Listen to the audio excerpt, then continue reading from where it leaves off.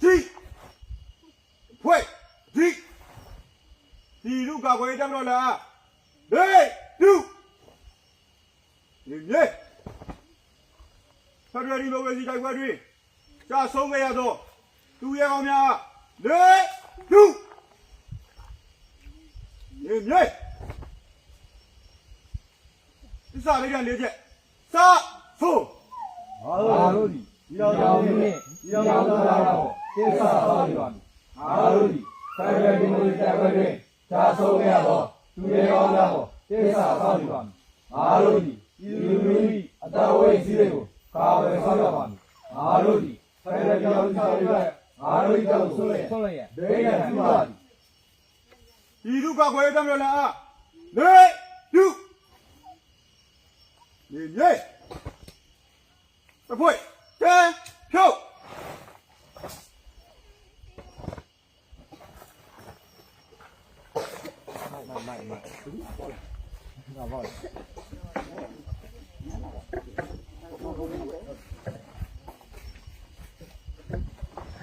Hello.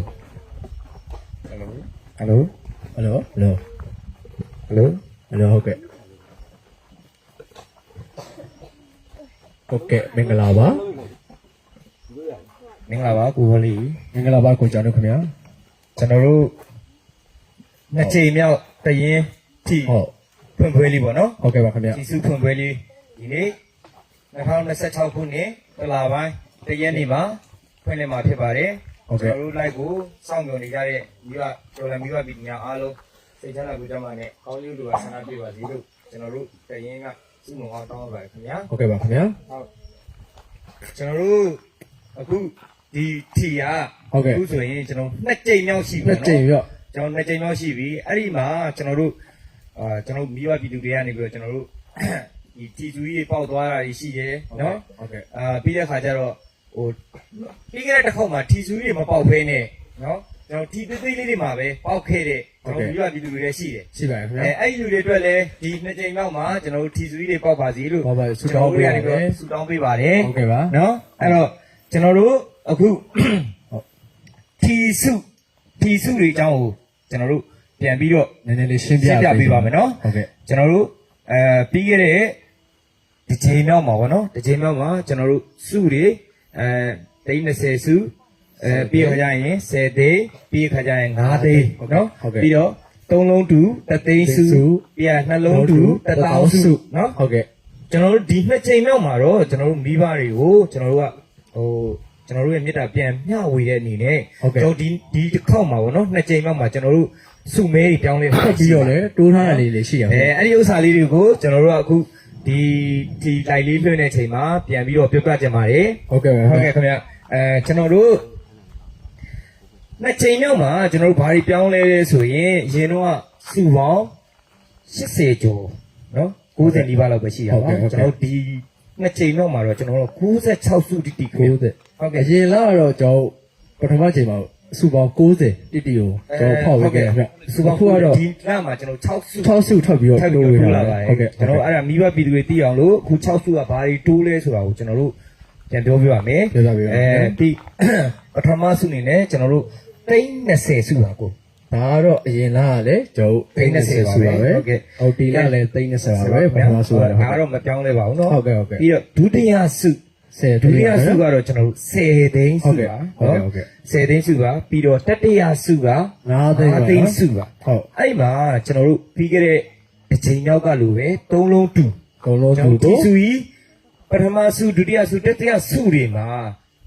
နော်3လုံးတူခဲ့တယ်ဆိုတော့နောက်ဆုံး3လုံးတူခဲ့မယ်ဆိုရင်ကျွန်တော်တသိန်းစုပါခင်ဗျာတသိန်းစုပါတကယ်လို့နှလုံးပဲတူခဲ့မယ်ဆိုရင်ပြီးခဲ့တဲ့လောက်ကကျွန်တော်တို့1000စုကို1000ပဲပြီးခဲ့တာဟုတ်ကဲ့1000စုဖြည့်ထားခဲ့ပါတယ်ဒီတစ်ချိန်မှာတော့နှစ်ချိန်မှမှာကျွန်တော်2000စုတီတိုးလိုက်ပါပြီ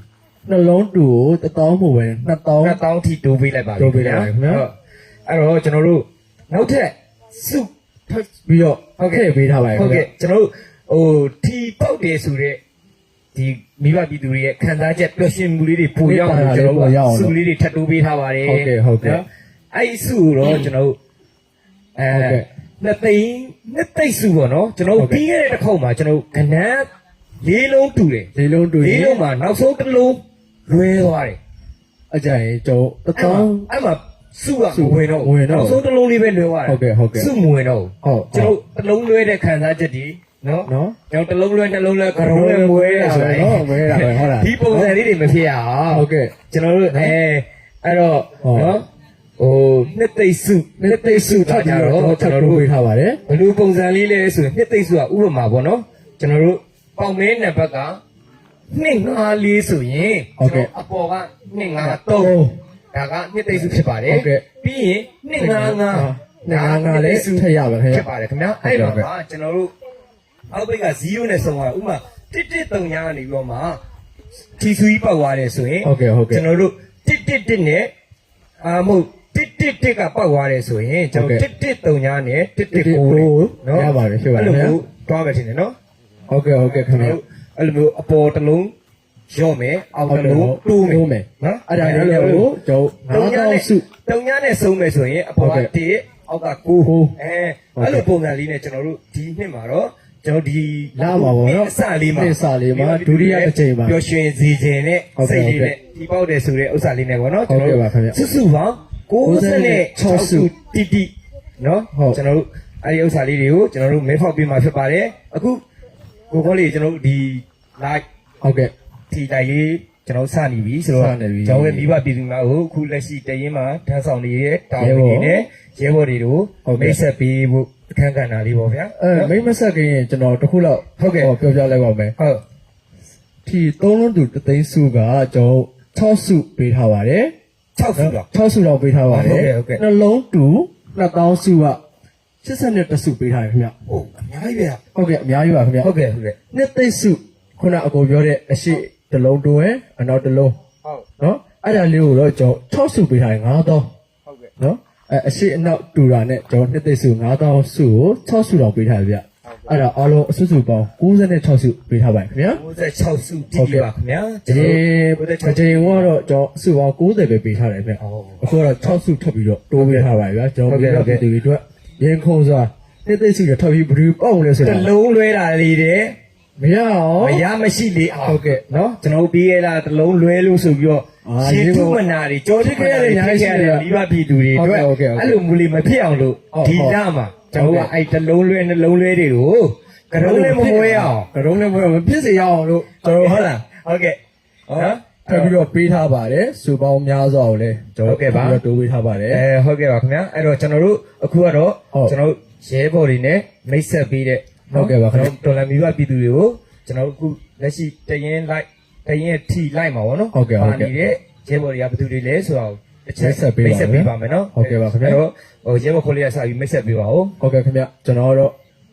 တော်မနဲ့စစ်တေတာအမှတ်နဲ့တရင်ပြည်သူ့တွန်းခွန်တညာနဲ့ရဲဘော်ခေါ်လေးဖြစ်ပါတယ်ခင်ဗျာ ဟုတ်ကဲ့ဒေါ်လာမီးဘပြည်သူများအားလုံးမင်္ဂလာညချမ်းလေးပါခင်ဗျာကျွန်တော်ကတော့ဘကုတ်ခရိုင်အမှတ်နဲ့တရင်ပြည်သူ့သုံးခွန်တုံညာဖြင့်မှဂျုံတက်ဖွဲ့ဝင်ရဲဘော်ကြာလူပဲဖြစ်ပါတယ်ခင်ဗျာ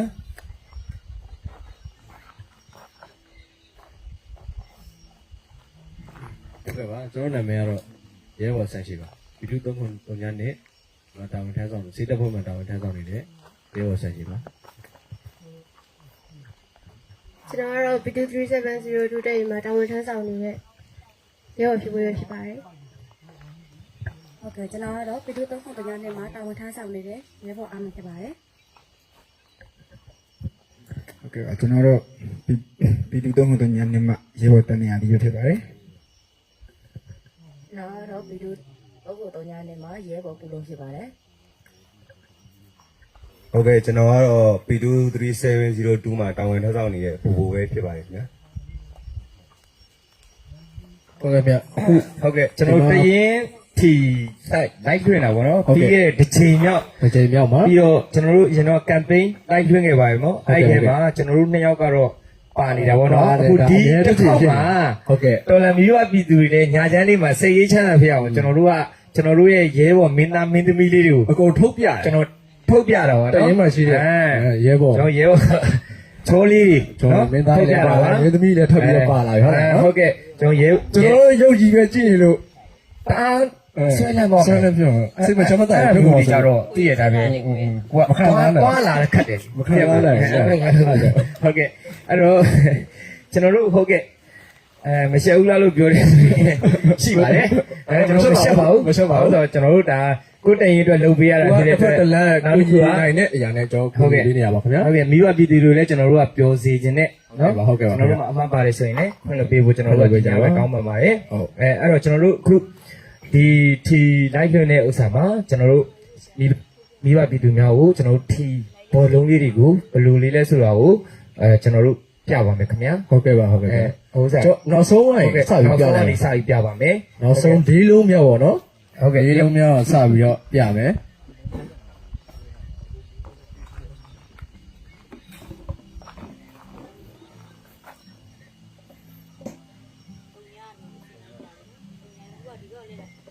ဟုတ်ကဲ့ဒီဟာကကျွန်တော်တို့နောက်ဆုံးကဏ္ဍပေါ့နော်ကျွန်တော်တို့နောက်ဆုံးကဏ္ဍကျွန်တော်တို့တုံညာနေပြီးတော့မှ ပြမယ် 9ထိရှိပါမယ်နော်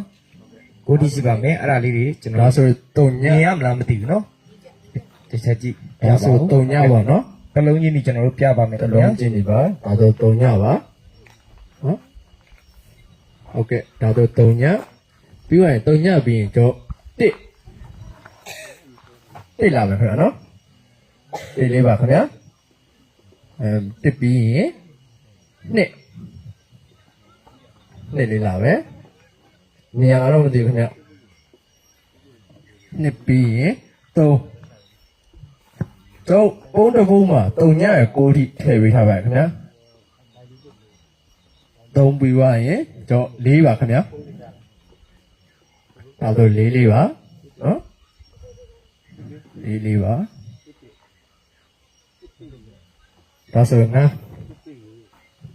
အားလေးမြင်ရလားမသိရှင်းလာတော့မသိဘူးခင်ဗျဟုတ်နော်ရှင်းပါရဲ့နော်ဒါဆို6ဆိုရင်ကျွန်တော်အောက်ကဘားရန်လေးပါတယ်ဗျနော်အဲ6နော်6ကိုကရင်9နော်9ပါနော်6ပြီး9ပြီး10ဒါဆိုအခု10လေးပြပေးလိုက်ပါ ဒါကတော့နံပါတ်8လေးပဲဖြစ်ပါတယ်ခင်ဗျာ 10ပြီး9 ဒါကတော့9ပါခင်ဗျာနော်ကျွန်တော်တို့ပြီးခဲ့တဲ့တစ်ခေါက်မှာကျွန်တော်တို့6နဲ့9နဲ့꿰အောင်လို့ဆိုပြီးတော့ကျွန်တော်တို့ကဒီအောက်မှာအရင်လေးတွေပြပါတယ်နော်ဒါပေမဲ့ဒီခေါက်မှာတော့ကျွန်တော်ကျင်းပြအောင်လို့6ကအဝိုင်းလေးဖြစ်ပြီးတော့9ကတော့တောင်းလေးဆွဲထားပါနော် 6မှာတော့အောက်ဘားရန်လေးပါပါတယ်ခင်ဗျ အားရန်လေးပါပါတယ်နော် ဒါဆိုရင် ဒါဆိုရင်နောက်ဆုံးခဏရဲ့ကျွန်တော်တို့စိတ်လုံးလုံးပြတာပြီးတာဖြစ်ပါတယ်ပြီးတဲ့ခါကျတော့ကျွန်တော်တို့ ဒါတော့ ဟုတ်ကဲ့ နောက်ဆုံးရရင် တတိယမြောက်အလုပ်ခင်ဗျ တတိယမြောက် တတိယမြောက်အလုပ်ကျွန်တော်တို့3ညာလေးပြ တုံ ပြီး ည တော့ စပြီးပြပါမယ် ဟု နော် တ်ကဲ့နော်3ညာပြီးတဲ့ခါကျရင် ပြီးရင် တစ်လေးပြီးအောင် ဟုတ်ကဲ့တုံညပြီးရင်1ပါ ဟုတ်ကဲ့ ကိုပြောပြလိုက် ဒါကတော့တစ်ပါနော် တစ်ပြီးရင် အပြာရောင်လေးတွေပေါ့နော် ပြာရောင်လေးပါဒါတော့ ဟုတ်ကဲ့နော် 1ပြီးရင်2 ဟုတ် နော်2လာပဲ ဟုတ် โอเคပါ ပြီးရင်ကျွန်တော်တို့3နော်3လေးဖြစ်ပါတယ် 3ပြီးရင်4တော့ပုံးတစ်ပုံးမှာတုံညကိုထိ10လုံးတိတိထားပေးထားပါရနော် ဟုတ်ကဲ့ဒါကတော့နံပါတ်5လေးပါခင်ဗျာနော်ဟုတ်ကဲ့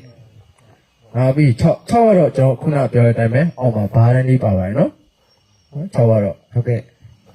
ဒါကတော့နံပါတ်9ပါနော်ကျွန်တော်တို့ဟုတ်ကဲ့ ဒါလေးကတော့10ပါ10ကတော့ရိုးရိုးရှင်းရှင်းလေးဖြစ်မယ်တဲ့နော်ဒါ10ပါ ဟုတ်ကဲ့ဒီမှာနံပါတ်9လေးပါကျွန်တော်တို့အောက်မှာဘားတန်းမှာဘားမှာတန်းလေးဟုတ်တာအောက်မှာအောက်ချိန်မှာဘားတန်းလေးမပါပါဘူး ပါ နော် ပါဘူးအရှိတိုင်းလေးပါဖေးကြောင်းလေး ဟုတ်ကဲ့ ဟုတ်ဒါဆိုရင်ဒါ3လုံးမြောက်နော် ဟုတ်ပြီလေဒီ 3လုံးမြောက်လုံးပါနော် နှလုံးမြောက်နော်ကျွန်တော်တို့ရှေ့ရဆက်ရင်နှလုံးမြောက် နှလုံးမြောက်ပါခင်ဗျာ ဟုတ်ကဲ့ကျွန်တော် ဒါဆို3ညာလေးနဲ့စပါခင်ဗျာ ကျွန်တော်အစိမ်းရောင်လေးပေါ့နော်အစိမ်းရောင်လေး ကြိုက်ခိုင်ရေးပေါ့နော် 3ညပါခင်ဗျာ ဟုတ်ကဲ့တော့ကြိုက်ခိုင်ရေးဒါကြိုက်ခိုင်အယောင်လို့ပြောရမယ်ခုနကတော့ပြီး3လုံး ဟုတ် တစ်တန်အောင်လေးဒါဆို1နော်ဒီလေးပါဒီလေးကရိုးရိုးရှင်းနေပဲ ကျွန်တော်တို့ဒါနံပါတ်မှာ2နော်ဟုတ်ကဲ့ နှစ်ပြီး